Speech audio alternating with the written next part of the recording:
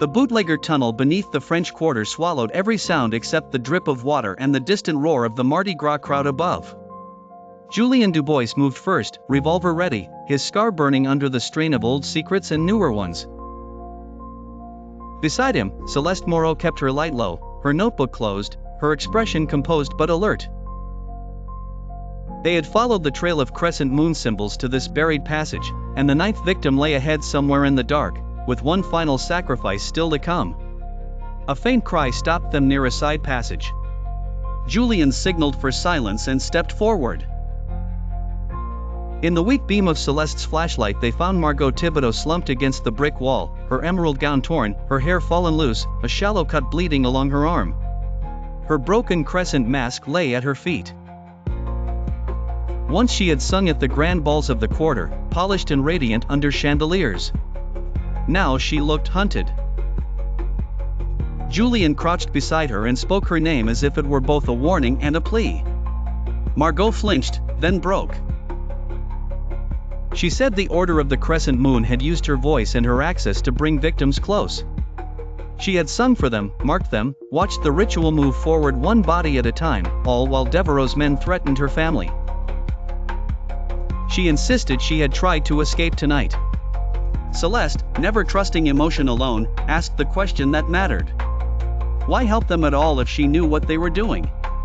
Margaux answered with tears and panic, saying fear had been stronger than conscience until the killings became unbearable. Magnolia's end, she whispered. The final ceremony would happen there under the full moon. Devereaux was waiting at the altar, and she could show them a hidden chamber if they protected her. From the folds of her dress she produced a silver key etched with the crescent symbol. Julien took it, weighing her words against the evidence already gathered from Amélie's journal and Madame Zora's warnings. Margaux was compromised, perhaps even guilty, but the key was real. For one brief moment, it seemed she might become the bridge between their investigation and the heart of the conspiracy. Then a shadow moved behind her. The cloaked figure struck without hesitation, blade flashing once in the dim light. Julien fired, but too late. The knife drove into Margaux's chest before he could reach her. She gasped, her body stiffening, blood spreading across the torn green silk like spilled wine. The attacker vanished into the dark tunnels before Celeste could get a clear look, leaving only silence and the smell of iron. Julien checked for a pulse and found nothing. Celeste stood frozen for a second, then forced herself to sketch the scene with shaking hands. Margaux's death was not only murder. It was a message. The order had removed a loose end and made its warning plain. No witnesses. No mercy. No mistakes.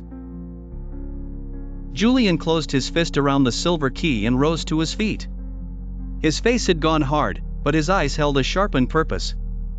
Margaux had tried, in her final moments, to step away from the darkness she had served. That did not erase what she had done, but it changed what her death meant. Redemption, if it came at all, had arrived too late for her and just in time for them. Celeste looked toward the tunnel exit where the plantation waited beyond the brick and mud, beyond the moonlit gardens and the altar hidden inside Magnolia's end. She said they were close, but the enemy was still ahead. Julien felt the talisman at his chest and thought of Amélie's vow. The moon must fall. Then he pocketed the key and led the way forward.